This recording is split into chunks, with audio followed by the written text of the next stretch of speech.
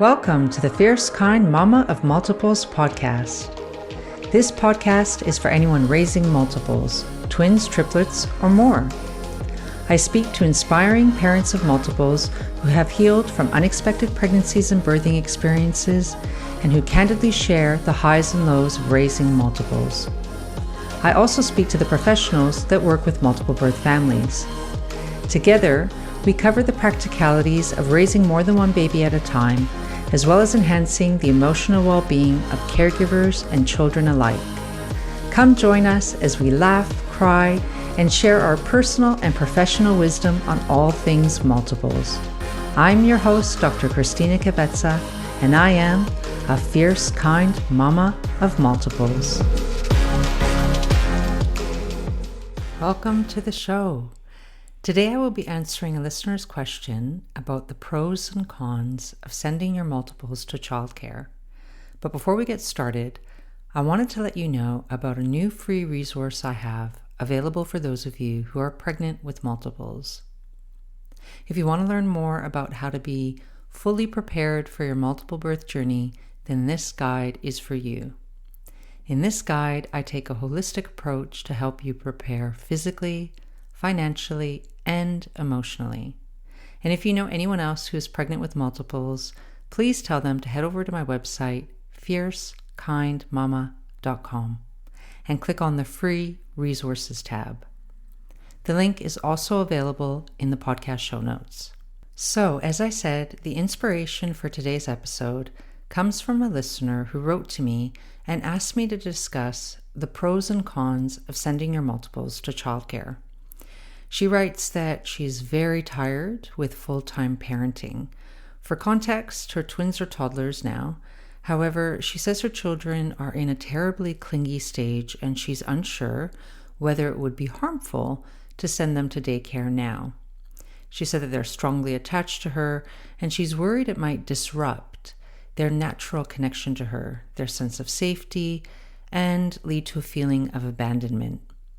She also writes that it is hard to get unbiased information about the pros and cons of childcare because if you ask other mothers or parents, she believes that they provide reasons that simply justify their own decisions about whether to send their kids to childcare or not. So this is a great question because I think it is really hard sometimes to make personal decisions about what is right for your family when you're seeking information from other parents. As the listener said, she feels like other parents are simply trying to justify their own decisions, which I think is a fair point. The other thing to point out here is that obviously for some families, sending their children to childcare is a necessity.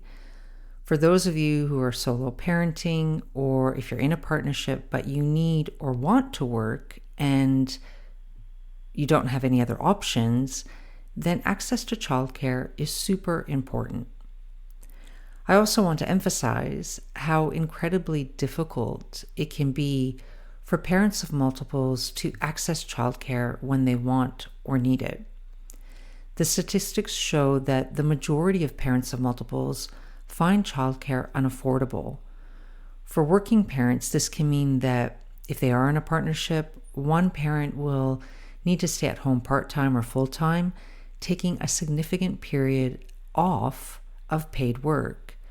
And this can have some negative consequences for the stay-at-home parent in terms of career progression and retirement savings.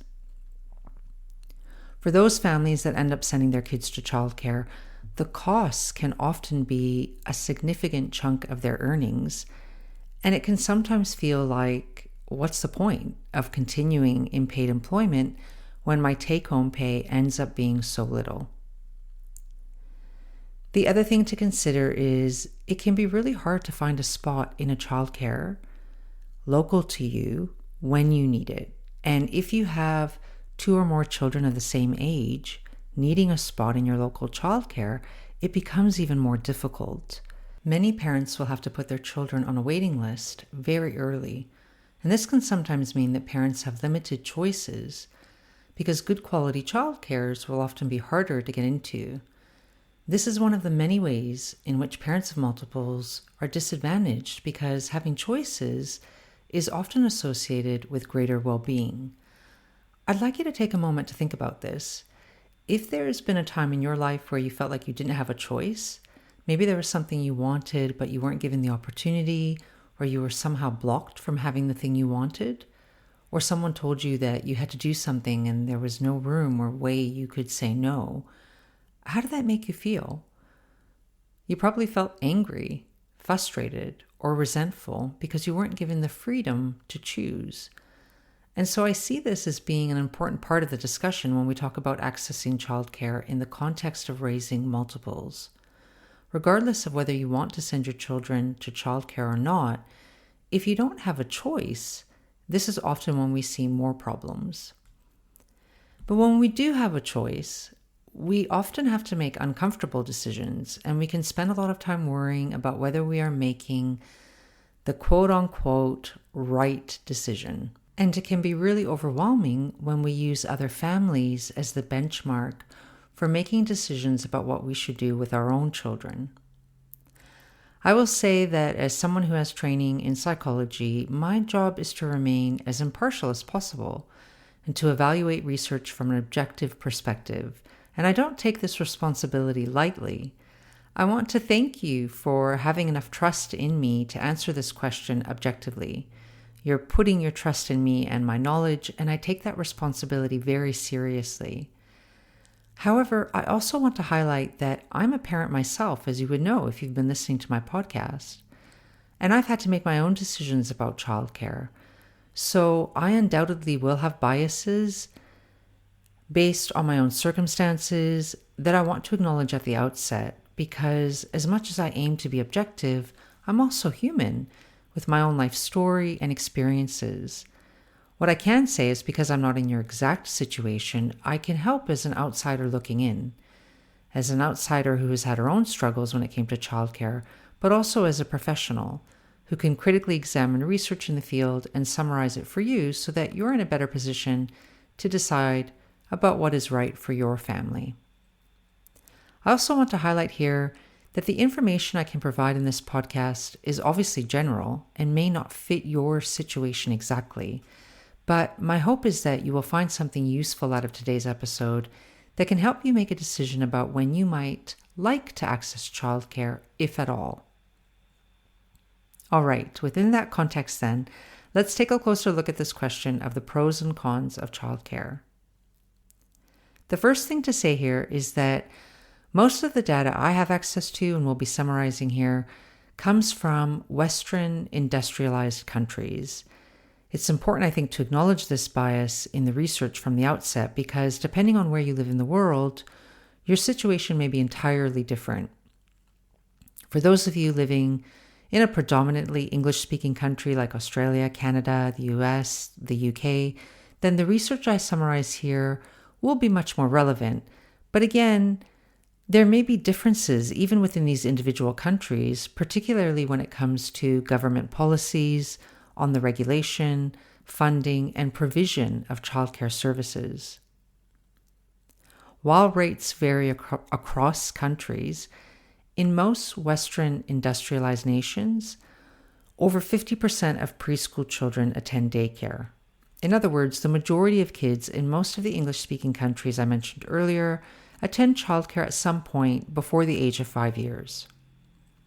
But there has been a long-standing debate in the literature about whether childcare is harmful for children's mental health. There are essentially two extremes. On one side, you've got people saying that attending childcare comes with risks, such as it can interfere with a child developing a secure attachment, and children who attend childcare can be at greater risk of social maladjustment. While on the other side of the debate, you have people saying that childcare promotes healthy social and cognitive development. Now, one thing we know is that if we have elevated levels of cortisol in our bodies, that is often associated with stress. Cortisol is a hormone, and we believe that chronic exposure to elevated levels of cortisol may predispose an individual to certain mental health problems like depression and anxiety. The short-term spike in cortisol in response to something stressful is considered normal and adaptive, but when we're speaking about the development of mental health problems like depression and anxiety, we're talking about high levels of cortisol to stressful stimuli for a prolonged period of time. There is a general association between behavioral problems in children and atypical cortisol levels. We see higher cortisol levels in children with more behavioral problems. So it makes sense that if we want to examine whether childcare has a negative effect on children's mental well-being, that we measure the cortisol levels of children attending daycare and compare them to children not attending daycare. There have been several studies that have looked at this issue, but the findings are largely inconsistent.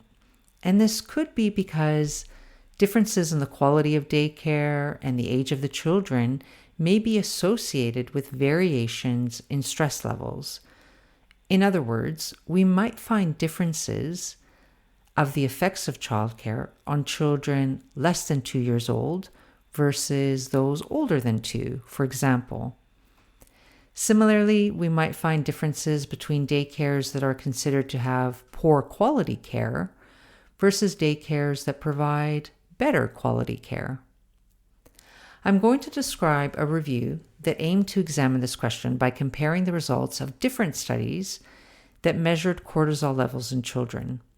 The review that I will summarize was published in 2006. In order to be included in the review's analysis, studies had to be published in a peer-reviewed journal, include children younger than 12 years of age who attended daycare on a regular basis, and cortisol had to be collected at daycare and also at home to allow a comparison between the two environments. There were 11 studies that met these criteria and were included in the 2006 analysis. The researchers looked at studies comparing the children's cortisol levels at home and at daycare. They looked at the cortisol levels of children attending low-quality versus high-quality daycares, and they looked at the cortisol levels of children of different ages and temperaments. And based on what they found, they drew 4 main broad conclusions about the relationship between daycare, stress, and mental health. Hi there, Fierce Kind Mama. Sorry to interrupt the discussion, but I have something to share with you that I know you're going to love. We're often told that parenting can be hard, and whether you're a soon-to-be or current parent of multiples, there is going to come a time when you will probably feel stressed, overwhelmed, or even worried about the future. That's why I've developed a free guide for parents just like you with my 5 top tips for handling stress and overwhelm. You can download it now from my website, fiercekindmama.com. First, the results clearly show that there were differences in cortisol levels when children were at daycare as opposed to when they were at home. Cortisol levels were higher during the day while at daycare and lower when the children stayed at home. However, there was a lot of variability among the studies, which suggested that other factors, such as the quality of the daycare, may explain this association. And that leads me on to the second broad conclusion. The results showed that higher levels of cortisol were found in children who attended low-quality daycares, whereas children attending high-quality childcare had lower levels of cortisol. Now, you might be wondering what is meant here by low-quality versus high-quality childcare, so let me take a moment to explain the distinction as outlined in this 2006 review. Daycare quality here is being defined by 2 related components, process quality and structure quality. Process quality refers to how well the daycare staff interact with the children in attendance and adhere to health and safety protocols, as well as the quality of educational play delivered. Structure quality refers to things like the caregiver to child ratio, the number of children in one room or program, and the amount of training the daycare staff receive. Lower quality daycares will score less well than higher quality daycares on these variables. For example, a lower quality daycare may have staff that might give a distressed child a toy to play with rather than spend time interacting with the child until they settle. A lower quality daycare might have poorer adherence to health and safety protocols. They may have large numbers of kids in the program with fewer adults supervising, and they may have staff who receive less training overall. And as I said before, a child attending such a center may show higher levels of cortisol. The third finding was that cortisol levels were the highest amongst preschoolers and less in infants and school-age children. Infants seemed less physiologically affected by daycare than preschoolers, and this may be because infants and preschoolers differ in how they play with their peers. Infants tend to play less with their peers than older children, and so perhaps they find daycare less socially taxing, if you like, which might explain why their cortisol levels remain stable. School-age children also had relatively lower levels of cortisol when compared to preschoolers. This might be because school-age children tend to have more advanced social skills, they tend to understand social rules better, and overall, they generally have more capacity for self-control. So the difference we see in cortisol levels between preschoolers versus infants and older children who attend daycare might be a reflection of variations in social competencies. However, it's important to note here that the studies that made up this analysis were measuring children of different ages at one point in time, so it is difficult to determine if the differences that were found were a reflection of age or social experience in childcare settings. What we would need to better understand the association between age and cortisol levels is a longitudinal study where the same children are tested over several years.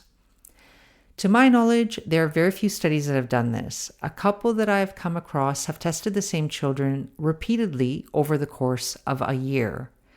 Children's saliva was collected in the morning and afternoon at childcare, and then again in the evening at home by parents. They found that evening cortisol levels increased significantly throughout the year. This is when the kids were at home after a day of childcare. This finding applied to both toddlers and preschoolers. So as the year proceeds, children seem to get more activated at childcare in terms of a stress response, and this spills over into the home environment. The implication of this is that it can be harder for these children to wind down in the evening. They may need more support from their caregivers and parents to regulate themselves and settle down for the night. In fact, many parents I speak with report that their children can be quite grumpy on the weekends or on the days they spend at home after doing 2 or more days at childcare. Some parents I've spoken with say that they like to send their kids one day on and one day off to avoid their kids getting overtired. So maybe Monday they go to childcare and home on Tuesday and the next day back at childcare. But of course, your ability to do this will depend on whether you can get those days for your multiples at the childcare you are attending. And if you work, you may not have the flexibility to break up your work days like this. Finally, the last broad conclusion that we can infer from the results of the 2006 analysis that I'm summarizing here is that temperament may also affect a child's stress levels in a daycare setting. So some children show cortisol increases at daycare more so than others. Some children find it harder to be separated from their caregivers or their primary caregiver more so than others, and it is these children that tend to exhibit higher cortisol levels. If a child is rejected by their peers or seems to struggle socially, then these children are particularly prone to find childcare more physiologically challenging too. In other words, they are likely to exhibit higher cortisol levels. As with anything, there are limitations to this research that need to be highlighted. The fact that children are not randomly assigned to lower quality versus higher quality daycare means that we don't know if there is an influence of other factors at play here, like the family's characteristics, such as their income or the parents' level of education, for example. we do know that children from a low socioeconomic background tend to have less access to high-quality daycares. We also know that children who are at risk of abuse and neglect tend to show higher cortisol levels than children who are not at risk. In most of the studies included in this 2006 analysis, these factors were not carefully controlled, making it harder to separate the effects of daycare versus these other social factors on children's cortisol levels and stress. In fact, the home environment is worth highlighting here. Sometimes people assume that children who attend childcare will fare better than children who are cared for at home by their primary caregiver. This can be because people assume that the childcare environment will be more stimulating than what parents can offer at home. In the US, there was a study done by the National Institute of Child Health and Human Development. They looked at the effects of childcare and the home environment on over 1,000 typically developing children. They found that children who were cared for at home exclusively by their caregivers were no worse off than children who attended childcare.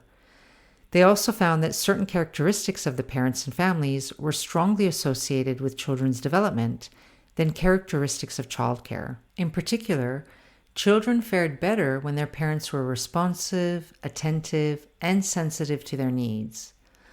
Also, families that had organized routines, provided books and play materials, as well as engaged in stimulating activities inside and outside of the home, so this might be going to parks and libraries, for example, we saw better cognitive and social outcomes in children from these families. Regardless of whether children attend daycare or not, it's the family and the parents' interactions that tends to have the most impact on children's development. Some people may also assume that it doesn't matter which childcare you send your child to, as most will be good enough. But as we highlighted earlier, there are differences in quality that should be taken into consideration when choosing to send your children to childcare. Ideally, your chosen childcare will have caregivers or teachers that show a positive attitude, who are responsive and encouraging towards the children, have appropriate physical contact with the children, and discourage any negative interactions among the children. You'll also want to know if the caregivers or teachers ask the children questions, show an interest and response to what the children say, and respond to any vocalizations made by the children, because these factors have been shown to be predictive of cognitive and language outcomes in children. Now, I haven't spoken much about family-run daycares, but it's important to point out here that when we speak about lower and higher quality daycares, the study done by the National Institute of Child Health and Human Development in the US found that daycares that were not regulated or licensed, such as some home daycares, did not meet the standards of quality that regulated or licensed childcare centers did. So it is really important that if you decide to use childcare, that you consider whether the service you are using is regulated or licensed and provides a high standard of care. I think it matters less whether it's a home daycare or family-run daycare versus a childcare center. What matters more, I think, is how well the daycare adheres to established guidelines and the quality of the caregiving by the staff that work there. Remembering that children who attend high-quality childcare tend to have better outcomes in terms of cognitive, language, and social development than children who attend low-quality childcare services. It is probably worth mentioning at this point that many multiples will have additional needs. Sadly, we see the rates of certain difficulties like speech and language problems and certain disorders as being more prevalent in multiples, particularly those born prematurely. So the question that you might be wondering now is what the outcomes for children with additional needs are. Is it better to enroll children with additional needs in childcare or not? Should we enroll them early or for more hours so that they get greater benefit? A couple of researchers named Booth and Kelly did a study with 156 young children. The children either had developmental disabilities or were at risk of developmental disabilities. They compared children with developmental disabilities who attended childcare with those who didn't, and they found no differences. Children with developmental disabilities who attended childcare did not show any special benefit when compared to those that didn't. Again, the quality of the caregiving at home seemed to have the greatest influence on children's outcomes. So, for children with additional needs, childcare is not necessarily more advantageous or harmful. And whether or not a child with additional needs attends childcare, the home environment appears to be the most important factor to consider. When it comes to whether these children should be enrolled from a very young age or for more hours, Booth and Kelly found that children with additional needs who started after 12 months of age seemed to do better than younger children. They also found that more hours in childcare did not result in better outcomes for children with additional needs. The amount of time spent in childcare didn't seem to have an influence on the developmental outcomes of children with additional needs. So where does all of this leave you? How do you know whether to send your children to daycare or not? And if you decide to, when is it the right time? I think if you're listening to this, assuming you have a choice about whether you need to access childcare, you need to ask yourself the first question, which is, do you want to? If, like the listener said, you're tired of full-time parenting and you want a break, then maybe you need to consider if some form of childcare could be a good way for you to look after yourself. Remembering here that you don't necessarily need to send your kids to a center for a full day, 5 times a week. I know that in some countries there are places that offer occasional childcare where you might drop your kids off for a few hours rather than a full day. In some places, there are fitness and recreation centers or gyms where you can book in an hour or 90-minute session, for example, so that you can use the facilities to train or do a class with your kids being cared for on site. I remember I saw one recreation center that allowed you to use the crèche, the childcare facilities, and you didn't have to use the gym. You could go off-site and do your shopping or run errands as long as you were contactable. And again, it was only for a couple of hours or so. So I think when deciding whether your kids are ready or not, you need to first ask yourself, am I ready? Am I ready for them to be cared for by someone else? And if you don't feel ready, but part of you does want a break, remember there are other ways of achieving that, like the occasional childcare examples I just highlighted, but even hiring a nanny or babysitter for a couple of hours, that could be another good way of finding that time to yourself. If you are concerned about whether your kids are ready, like you worry about whether they will cope with being separated from you, I think this is going to depend a lot on your children's temperament. And this can become even more complex because when you have multiples, you might find that there are differences in your individual children despite them being the same age. As I highlighted earlier, some children find it harder to separate from their parents or primary caregiver, and this might lead to them experiencing a stress response. The research I spoke about earlier showed that pattern of higher cortisol levels in these children. So again, if you have a choice and you don't need to send your children to childcare, then you might not want to send your children if you're worried about the effects of separation anxiety. I think the good news is that you can provide a stimulating, enriching environment at home. In fact, I've already pointed out that the family environment has a greater impact on children's development.